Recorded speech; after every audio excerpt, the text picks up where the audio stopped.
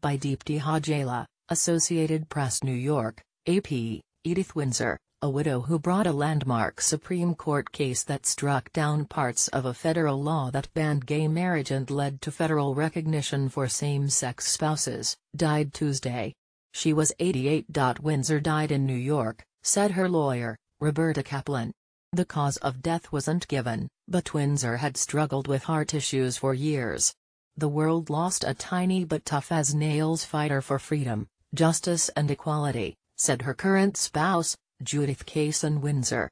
They married last year. Windsor became a gay rights pioneer after her first spouse, Thea Spire, died in 2009. The women had married legally in Canada in 2007 after spending more than 40 years together. Windsor sued the federal government after Spire's death, saying its definition of marriage as a relationship between a man and a woman prevented her from getting a marital deduction on Spire's estate.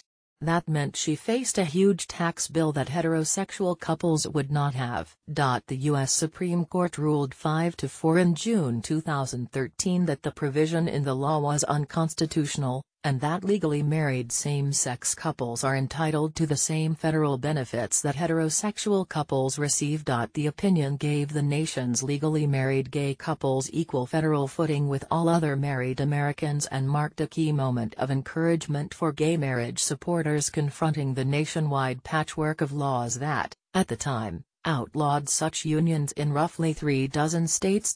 Interested in more coverage of the California marijuana industry? Head to thecalifornian.com or subscribe to the Californian newsletter to get cannabis-related news, features and more. It also affronted conservatives who hewed to defining marriage as between a man and a woman. Then Supreme Court Justice Antonin Scalia predicted the ruling would be used to upend state restrictions on marriage and warned, "The only thing that will confine the court's holding is its sense of what it can get away with." Ultimately, the opinion in Windsor's case became the basis for the wave of federal court rulings that struck down state marriage bans and led to a 2015 Supreme Court ruling giving same-sex couples the right to marry. "She will go down in the history books as a true American hero," Kaplan said. Anthony Romero, executive director of the American Civil Liberties Union, called Windsor one of this country's great civil rights pioneers. "One simply cannot write the history of the gay rights movement without reserving immense credit and gratitude for Edie Windsor," Romero said. Windsor said she was honored, humbled and overjoyed when the decision came down. According to the New Yorker magazine, she called a friend and said, "Please get married right away."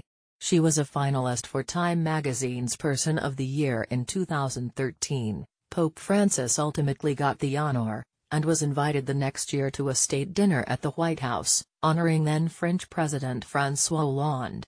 Windsor was born in Philadelphia and moved to Manhattan in the early 1950s after a brief marriage to a man that ended after she told him she was gay.